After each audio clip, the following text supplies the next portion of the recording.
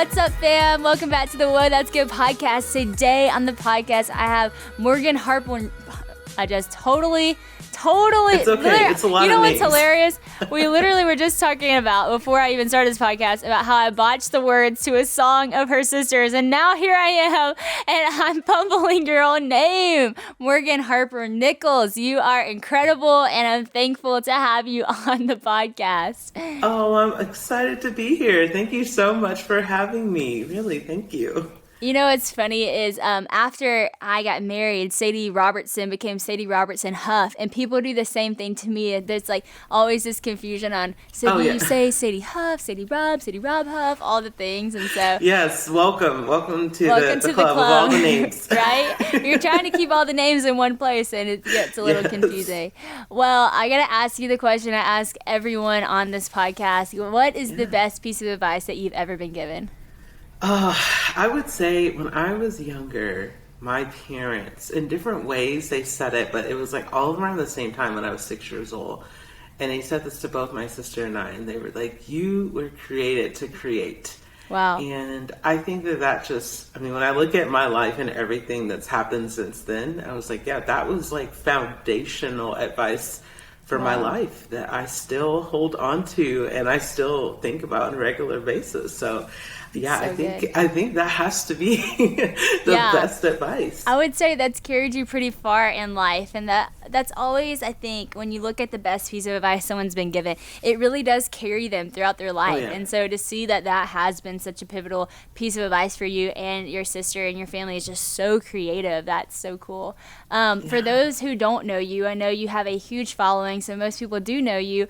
And if you're watching this on YouTube, if you're listening on podcasts, you can't see, but if you're watching on YouTube, you can see all the beautiful artwork behind you. You are an incredible artist, poet, author, all the things. And so tell us a little bit about yourself, about your creations that you've made, and just the journey that you've been on.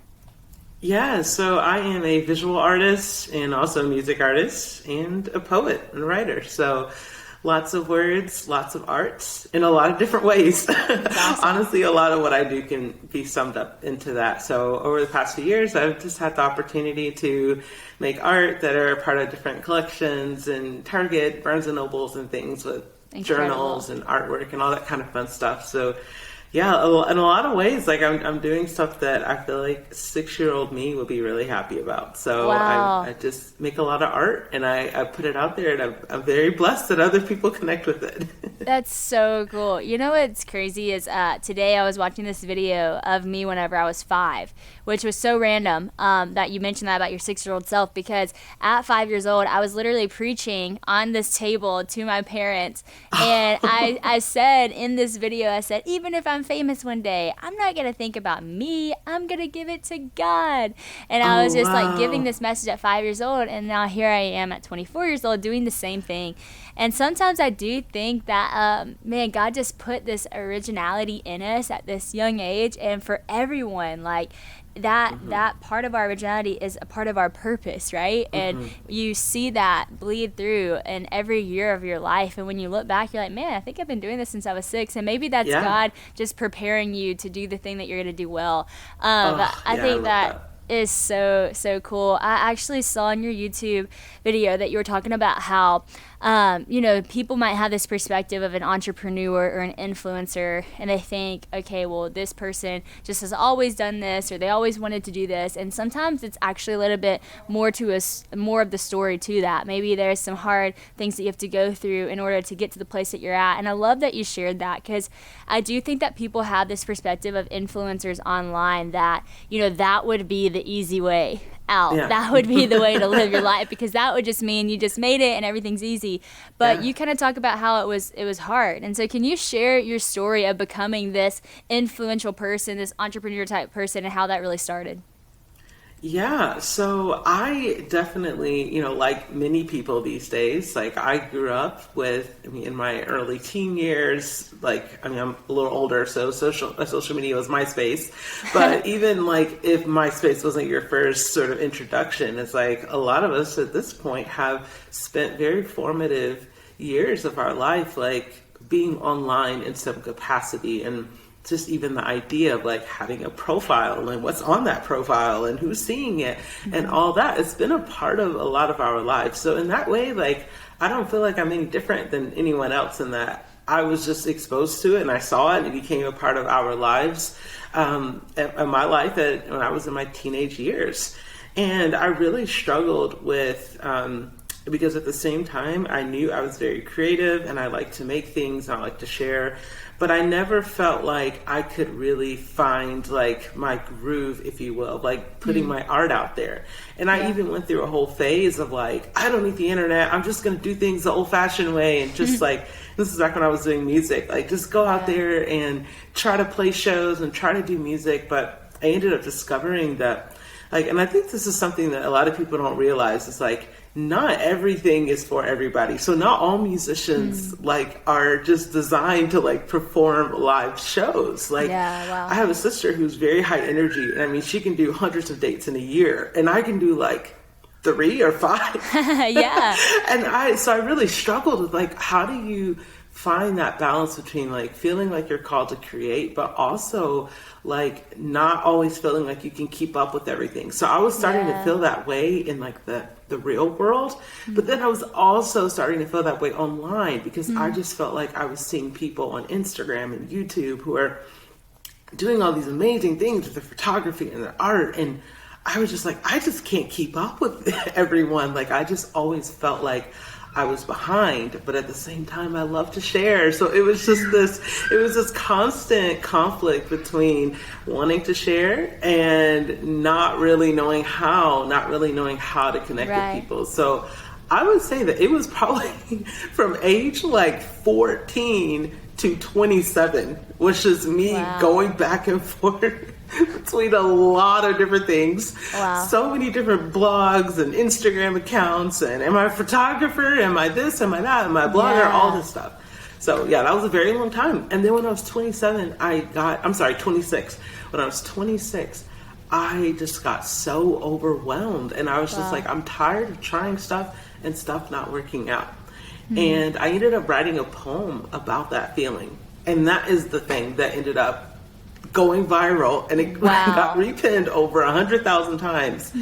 So it was fascinating to me, because it was like, wow, all along, the thing that was going to connect with people was not having it figured out, but it was about talking about not having it figured out. And that ended up being the thing that I was like, oh, so I can just share from my own doubt and insecurity and uncertainty, and the way that I write, like, I don't even always share like the specific details of my story, but I talk about the feelings, because in one way or another, we're always dealing with some kind of uncertainty. So many people are dealing with some kind of insecurity or question in their life. So I was like, I'm just gonna focus on talking about that and the grace that we can find within that. So Y'all, I am a big fan of subscription boxes. I love to just get whatever I need, add a box at my door, whether that's weekly, monthly, or whatever. And Home Chef is an incredible subscription box to be subscribed to, because it does all the grocery shopping for you, gets your meals prepped, even gives you the instructions on how to cook your meal so that it makes the nighttime routine easier. Honestly, sometimes whenever I get home from work, I'm just so tired, but I want to make a meal for my family. And it's so nice to just have a box that's already there at my doorstep that has the groceries that I need, has all the ingredients, and even the directions, and so I can just get the meal ready. They have 20 unique, delicious chef-curated meals available each week as an option when you go on their website to pick through. So you get to pick which meals will come to your door. So, you're not just getting random meals. You also can choose to skip weeks. So say you're like, look, I travel a lot, my schedule's not predictable, I don't really know if I'm going to need this every week. Don't worry, you're not wasting your money. You're only spending it intentionally. So you can skip a week if you need to, and just resume back the next week.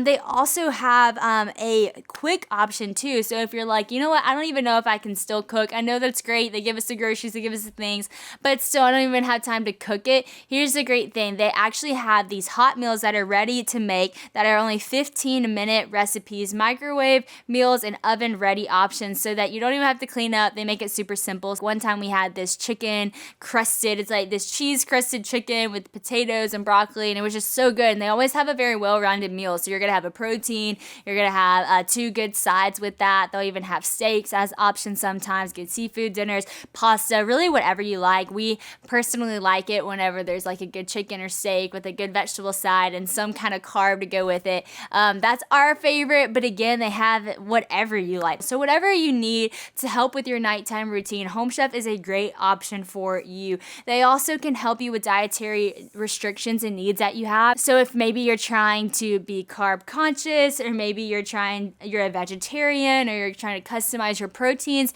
you can do that online as well, which is so nice. So we love Home Chef. We're thankful for the time that it saved us. And also it's taught me a little bit of how to cook, because you genuinely still have to cook it, which I think is the fun part. So for a limited time only, you can go to homechef.com/whoa for $90 off your first month. That's 10 free meals. Y'all, that's quite a deal right now. So again, go to homechef.com/whoa for $90 off.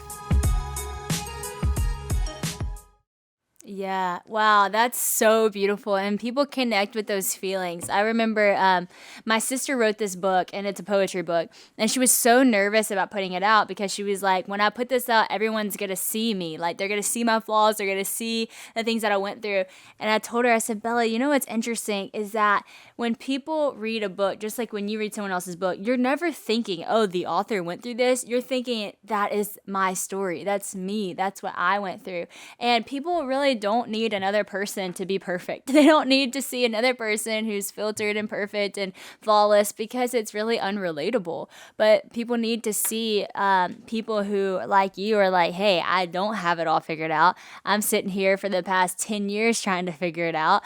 And someone else say, wow, that's me too. And I think that's so inspiring. And I also think it's so inspiring that you would share the timeline from 14 to 26, because I think in this day and age, people just want things to happen so fast.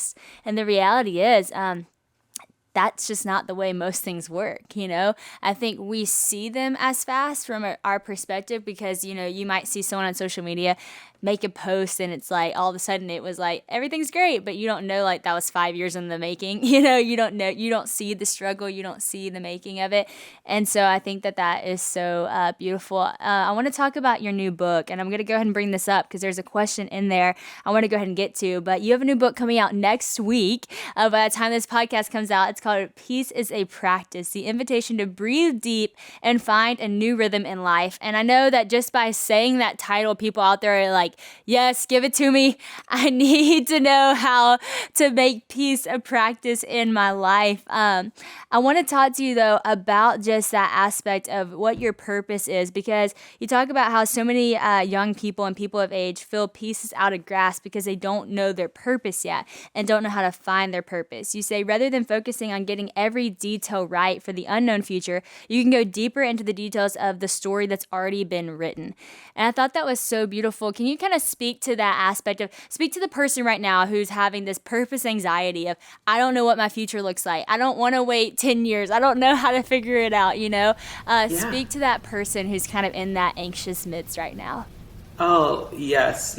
So I feel like I can really relate to that, because that is my story. And like you said, I spent so many years getting caught up in the details of, like, what do I do? You know, who am I? You know, what are the words that I'm going to put in the bio? Like that right. Say, this is who I am and this is what I do. And it was only when I recognized that that's actually not what's filling me. What's fueling all of this is knowing what's beneath the layers and knowing what's driven, what's been carrying me all along. And for me, that was grace, and seeing God's grace woven through my life. And I was like, I need to make the purpose of what I do about what's been there all along. And that needs to be the purpose. The purpose is to share grace with others. And it was by focusing on that first that I then began to see, sharing grace with others through art. Well, sometimes I do that through writing. Yeah. Oh, well, sometimes I do that through, oh, wow, when we were living in an apartment and my neighbor next door is being really, really, really, really loud, and not going next door and like being upset about it and just saying, hey, let's just see how this plays out, you know? It's like there's so many different ways that can be, to the point that even when I'm not creating, even when I'm not sharing, even if all these platforms and ways of us sharing went away tomorrow, that grace stays the same, and I can still share from that place.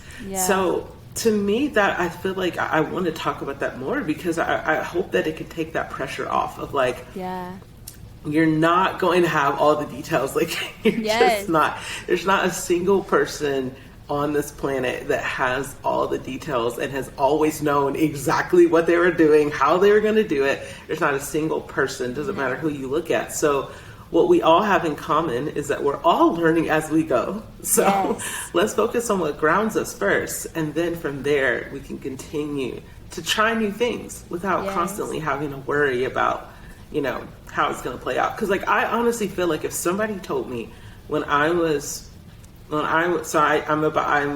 32, about to turn 32 in a few days. And if someone had told me when I was 22 that, hey, so you're going to be living in Arizona and you're going to be making abstract art and you're going to be writing poetry and you're going to be talking on this thing called a podcast, I would have been like, no, I'm not. Like, that is not a part of my 10-year plan. I'm a touring musician. Like, I never would have thought that I would be where I am today.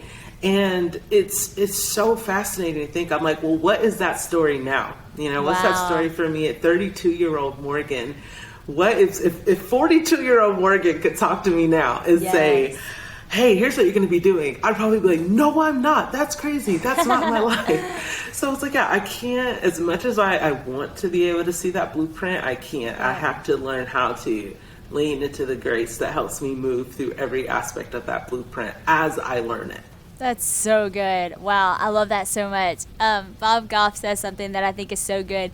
He says, always keep your 10 years younger of yourself in mind and 10 years ahead of yourself in mind, because then you'll give yourself grace for where you're at, you know? And I think that is so true. It's like, okay, I'm not where maybe I'm going and I'm not where I used to be, but man, right here is a good place to be, you know? I love that aspect of grace. And I saw one of your YouTube videos, I love your little pockets of videos, the short ones, and you said you had this artwork and you said, I love this piece of art, not necessarily because it's like the best piece ever, but because you weren't critical of yourself when you were doing it.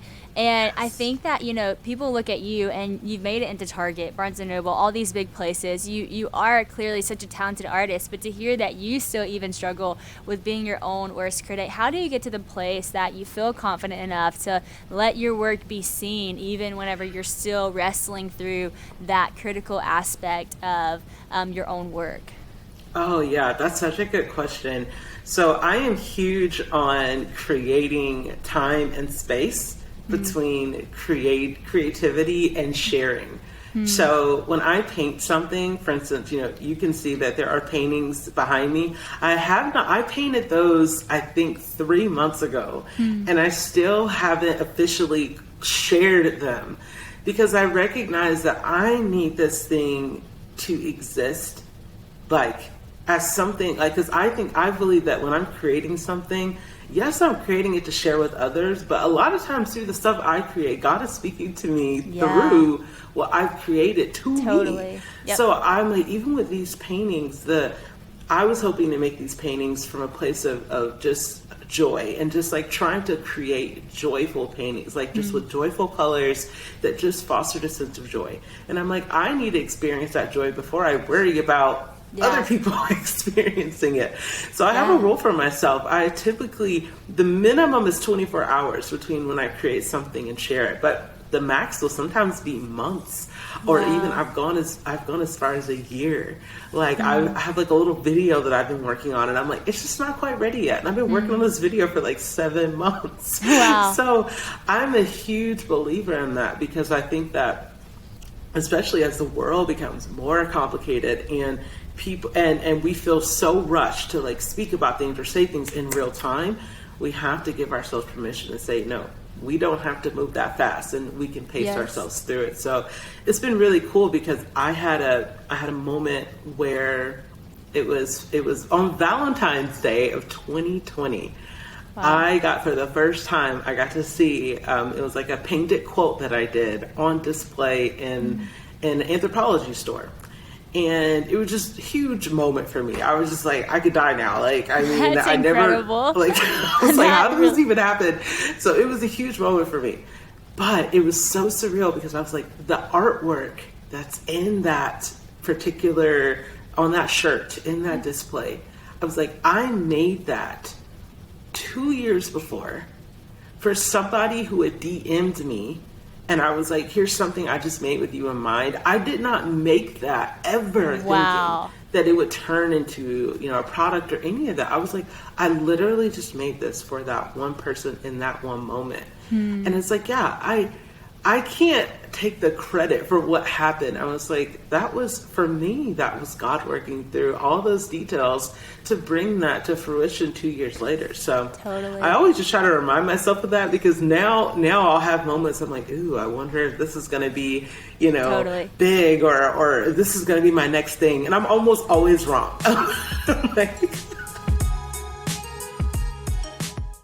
Like I mentioned earlier in the show, Helix Sleep is amazing. They have incredible mattresses fit just for you. Like I said, you can go online and take their quiz, and their quiz is going to make sure that this mattress is fit for you. I'm going to tell you a little bit about some of the preferences that they'll ask you for on their quiz to make sure that it's perfect for you. They're going to ask you if you like soft or firm mattresses. Maybe you like a medium, somewhere in the middle. Maybe you need a mattress that's great for cooling you down when you sleep because you sleep hot. Mattresses that are great for spinal alignment. That prevent morning aches and pains. And Helix even has a plus size mattress for sleepers, which is so great. Any mattress that you need, they have it for you. You can also take the quiz with your spouse because, you know, maybe y'all sleep a little different, and you can make sure that this is perfect for both of y'all. Christian and I are happy with the one that we got. I don't really like mattresses that are too soft or mattresses that are too firm. I like right there in between. And so Helix match us with the Helix Midnight mattress. That's absolutely incredible. You can also talk about if you're a side sleeper, back sleeper. Christian and I both like to sleep on our side, and so the Helix Midnight is a great mattress for us that we both really enjoy, which is so great. It's not just us saying that they're awesome though. Helix has so many 5-star reviews. They're also #1 best overall mattress pick in 2020 by Wired magazine and other magazines as well. They're also recommended by chiropractors and doctors who actually say that this is a great thing for your back and for you to sleep. So just go to helixsleep.com/Sadie, take their 2-minute quiz. They'll match you to a customized mattress that'll give you the best sleep of your life. Helix is also offering up to $200 off all mattress orders and 2 free pillows for our listeners at helixsleep.com/Sadie. That's helixsleep.com/Sadie for up to $200 off and 2 free pillows.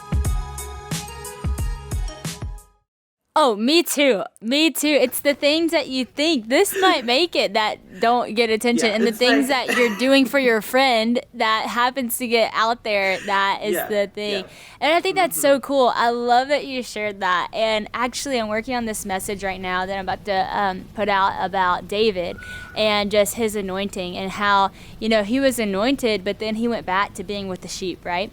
And then I love how there's this moment where the king Saul, they need someone to play music for him, and how someone in the palace was like, oh, well, Jesse's son, like, he plays music, like, he's really good, we should bring him in.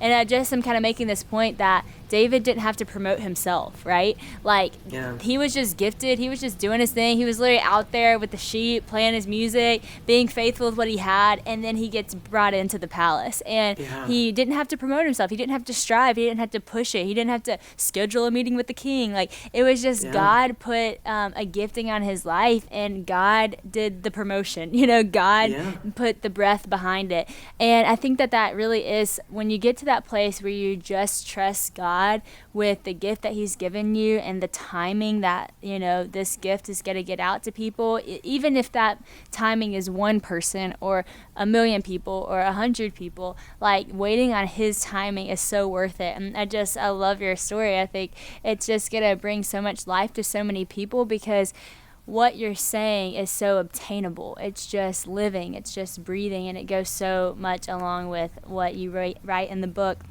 I want to talk about this other quote that you said. You said, "For even when we haven't seen the other side of the issue we are facing, we are still worthy of breathing deep and knowing peace is right here amid them."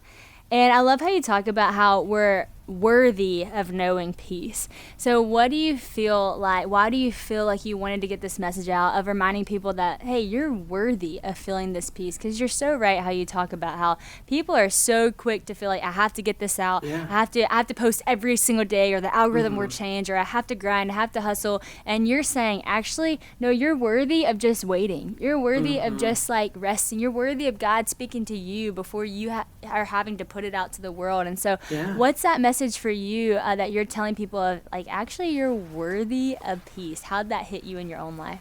Oh, yeah. So for me, I mean, that was very, very personal because so a year ago, I actually received a diagnosis that I'm autistic. Wow. And it was during that, amidst everything, like, I mean, it was a huge life altering moment for me. And for me, it was a very empowering and healing thing to have those answers and to have that language for what I have been going through. Yeah. And my specialist said something to me that will always stand out to me. And after giving me my formal diagnosis, she said, "And it's not your fault." And I just started bawling. Like, like I'm actually not somebody who just cries a lot, like just in front of people, but I just started bawling because I realized in that moment, I was like, I've been putting so much pressure on myself. And even though I hadn't told myself like, hey, it's your fault, but I've been putting so much pressure on myself to take full responsibility for all of the pressures, all of the stresses, everything that was going on, and saying, this is my problem to fix. It's all on me. It's all on me. And if I often felt like if I couldn't sort through my anxiety or the stress that I was dealing with, then it was my fault. And then I was unworthy of experiencing peace. And that I couldn't take a deep breath until I figured everything out. So that moment became a starting point for me to really explore what it meant to breathe deep without having the answers. Breathe deep without knowing how everything was going to come together. And knowing that's like, yeah, you're worthy of that because your body was literally created to breathe. And that's not something that is held back from you when there's uncertainty in your life. That's something that you still have access to, even when you're in a low place. So I just found that to be very, very, very healing and peaceful to even think about. Even when I think about writing for people that I don't know, I'm like, I don't know what those uncertainties are in your life. But I do know as long as you're here breathing, that's something that you were given on purpose. So keep taking those deep breaths. Yes, it's so often that the gifts that we have that we use so often that God's given us, like we take them for granted, right? Like breathing something that you just are like, oh yeah, I just do that because that's just what I do. But breathing is such a gift, and putting intention behind your breath really is so important. I remember just echoing what you're saying, that breath really can take you a long way. I remember whenever I was on Dancing with the Stars, I'm 17 years old, and I'm feeling like the stress of the world and the pressure of everybody knowing who I am now and having to perform well and all this stuff. And I was so tense, like literally so tense. And I didn't know how tense I was until one day they brought in this basically like massage person, but he was like chiropractor doctor. He was just trying to help everyone who had like been injured, because all of us were injured at that point.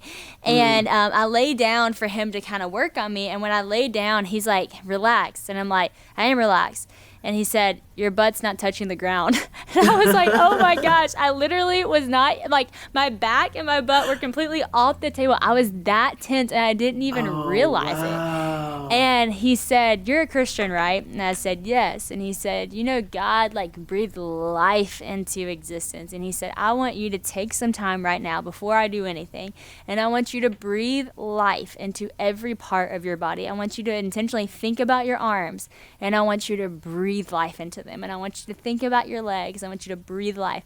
And I sat there, and gosh, it just, I can't even tell you how powerful that moment was. It's to the point I still remember it, that I just sat there and breathed intentional breath into each part of my body, and I felt so much rest.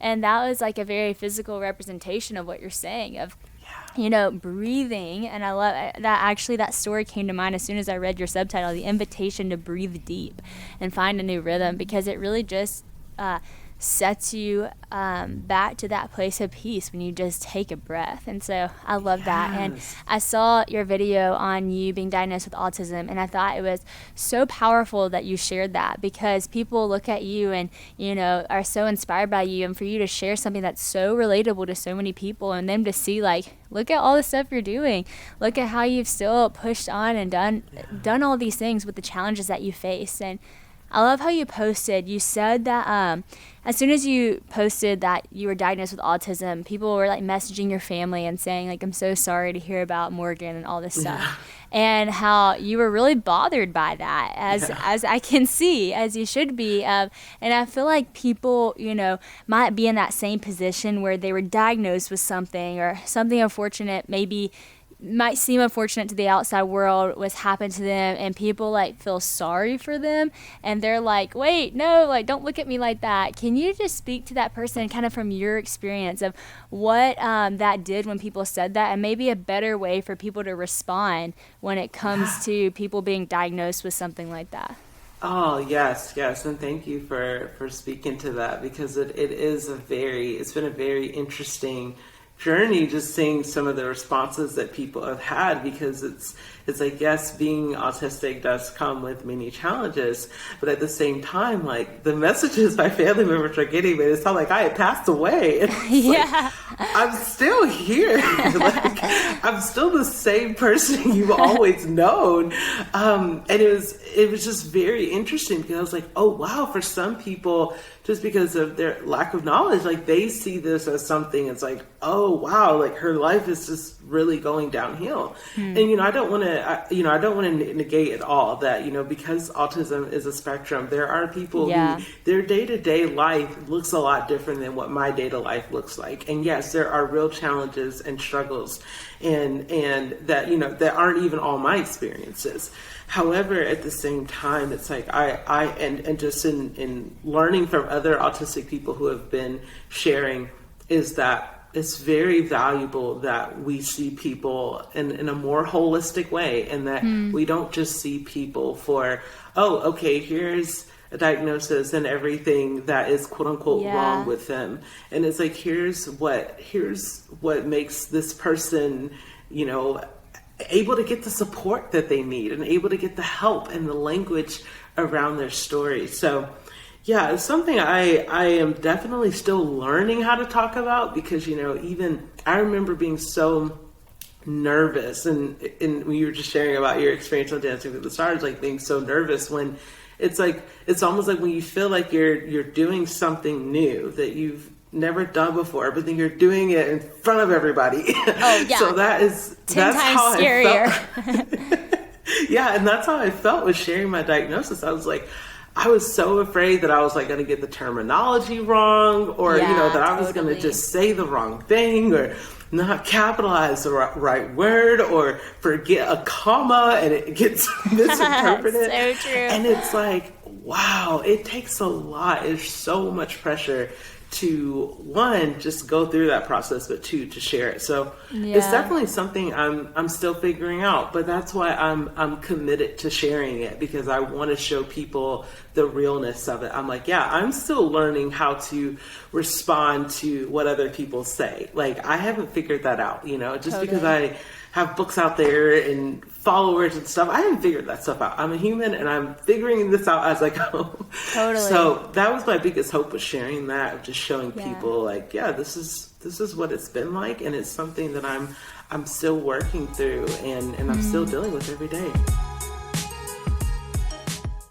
Let's be real. Don't we all love cereal? I mean, cereal is just amazing. But we all kind of know that cereal normally is not the best thing for us, especially the, ones that we loved at childhood. Eventually, we kind of grow out of them. We know too much sugar, but we still want the fun. Well, guess what? I got the perfect solution for y'all. Magic Spoon is the best cereal, and it is friendly to your body, and it's so much fun. So you can get that childhood love for cereal back. It has 0 grams of sugar, 13 to 14 grams of protein, only 4 net grams of carbs in each serving, only 140 calories per serving. It's also keto-friendly, gluten-free, grain-free, soy-free, and low carb. You can build your own box and pick out the flavors that are available. They have things like cocoa, fruity, frosted, peanut butter, blueberry, cinnamon, cookies and cream, and maple waffle. I feel like we need to do a little commercial song with all those flavors. I personally like the more fruity flavors, and Christian really likes the chocolate flavors. So we got a lot of cocoa, the blueberry up in our house, but honestly, their flavors are so fun, and whatever you genuinely like, you'll probably like their flavors as well. So maybe you're a cookies and cream person, and that might be best for you. They're just so great. Christian and I love it for breakfast, midnight snack. Christian actually even likes to eat it after his workout because it has such good protein. I also love it because the boxes are so fun and have little games on the back, and so it's just all around a great product and a great cereal. So check it out. Go right now to magicspoon.com/whoa to grab a custom bundle of cereal and start your year off right. You can use my promo code WHOA at checkout to save $5 off your order. Magic Spoon is so confident in their product that it's backed with a 100% happiness guarantee. So if you don't like it for any reason, they'll refund your money back, no questions asked. Remember, go get your next bowl of delicious, guilt-free cereal at magicspoon.com/whoa. That's WHOA, and use my code WHOA to save $5 at checkout.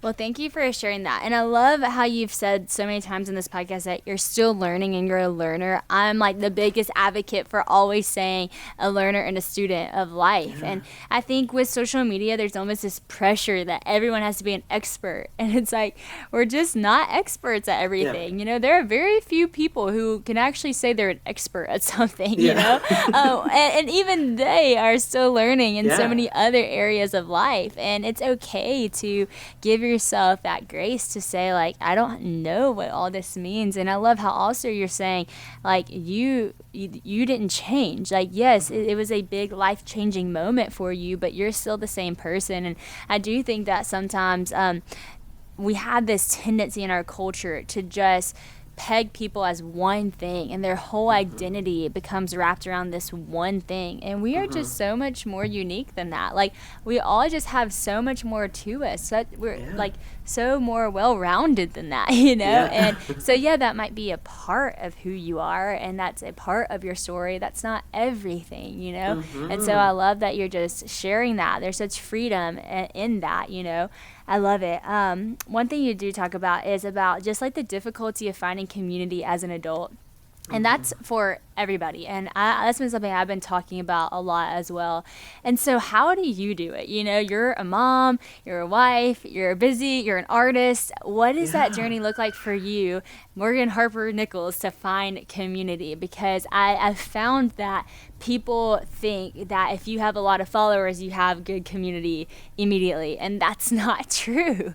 It's still hard for people to build community. And so what does that look like? And do you have any advice for people who are seeking that community in their own life? Yes, I'm so glad you brought that up, because that is something that I am very passionate about. And I'm somebody who grew up, from a very young age, I struggle with making friends. And one of the biggest things it was just being autistic. For me, that was something that made it challenging for me to find friends.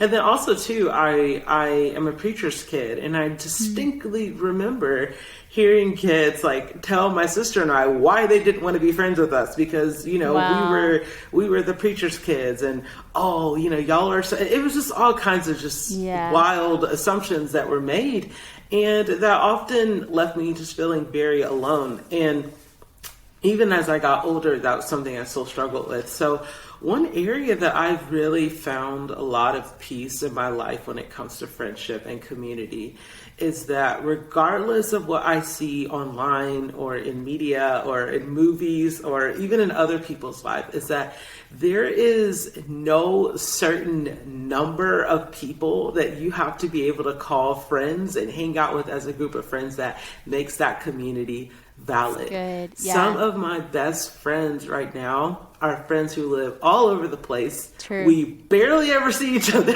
anymore. True. We just text, like, we'll respond to each other's text like a whole month and a half after the first one sent the text. And it's like, that's okay. That is community too. It's like seeing a whole bunch of people in a photo together, taking a group photo. It's just one version of what community can look like. So true.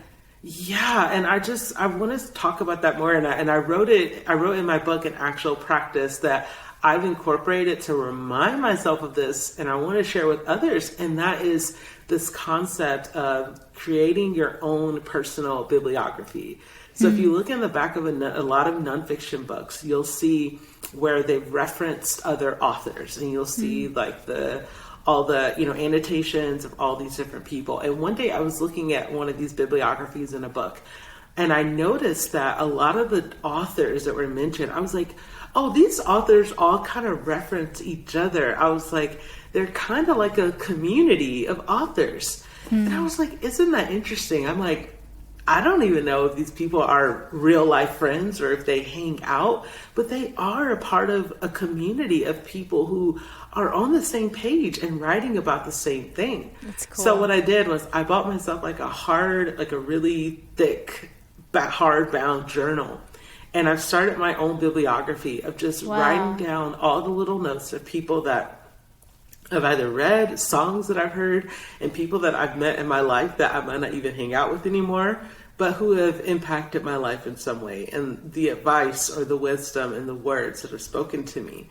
And I'm like, that too is community. It's also a form of community to just be able to look back and see, wow, I've been able to encounter all this wisdom, all these moments of being seen in this special way. So I'm all about just exploring all the different ways that we can have community. That is so cool. I want to do that. Like, I love learning from other people, which is part of why I started a podcast, because I want to learn from people's advice. And even we have this wall out there that I'll go write advice that I heard from someone on the podcast or someone in life. And I love that. When you look at the notes in my phone, it's just things people have said. Even my friends are like, I was at lunch with this person and they said this, but I need like a book to put that in. And it's so true because community is like a reminder that you're not alone, And so even that, like you said, is an aspect of community, knowing that like, hey, I'm not alone in this world. Like, I've learned from this person or that person. And it was actually funny. Yesterday I was doing this podcast and I was like, oh, one time my mentor told me, and I said, actually, that's not true. I heard this girl on the stage say this, and I took it very personally. Like, my mentor, she's this like speaker who I heard one time, but like I viewed it as like so personal, and that is community, Oh my gosh, and so I love that. I love that you said that. The last thing I want to ask you about, I just thought this was such a good point. You wrote that if it's peace we are looking for, getting into the gritty details of our feelings and experiences is where we should start. And I think so many people have this perspective of peace that if you want peace, just go take a nap, right? Just go on vacation, go sit on the beach somewhere, like that's peace. But true peace is really not just resting. It's not just sleeping the day away. And in fact, what you put is almost opposite. It's getting into that gritty details to work through those feelings. And so how has getting into the gritty details for you led you to peace? And what's your encouragement for people who might fear, that aspect of peace? Yeah, it's what I found is that, in one way or another in our lives, we're all in some kind of wilderness. And the way that we find peace in that wilderness is not ignoring the wilderness. It's not saying, oh, wow, it feels so good to not be in the wilderness. And you're very much so in the wilderness. Yeah. So what I found, though, is that when you slow down in the wilderness and you accept that this is where I am, oftentimes, if you slow down and listen, you can start to hear, and you're traveling through, you might just hear a river. You might just hear the rush of the river. find your way to the river in the wild. That is what peace is. It's not the annihilation of discomfort. It doesn't mean everything bad goes away. It's saying, hey, this is the reality of where we are, of where I am. And at the same time, I am free to practice seeking out that river. And what I love about rivers is that they're not just like, you can't just like, in most places, for most of us, like we can't just look out the window and just see a beautiful flowing river right outside our window. Some people can, and that's amazing. But for a lot of us, we see sidewalks or concrete or grass. And a river is something we have to take time to go out and seek and find if we want to see it. And that is why I like to think of peace like a river. I think of the song "It Is Well With My Soul," peace like a river, because it reminds us that, right here, right now, amidst everything that's going on, peace is something that we can practice finding our way to. So that is what I hope to communicate and show other people, is that the reason why peace is possible is not because we can figure out everything in the present moment. Peace is possible because we can find grace in the present moment to keep finding those moments to breathe. So I must say, whoa, that's good on that one. That's so good. I love that. Well, I have enjoyed this conversation so much. I'm honestly learned so much and want to take so many of these things and put them into practice in my own life. Friends, if you like this conversation, this is just like we're just scratching the surface of this book that she has coming out next week. Peace is a Practice, the invitation to breathe deep and find a new rhythm in life. Girl, you're amazing. I'm so thankful for the influence that you have. I'm so thankful for the art that you create and put out into the world. And thank you so much for taking the time and being on the Whoa, That's Good podcast. Yes, and thank you as well. I really enjoyed this conversation. Thank you so much.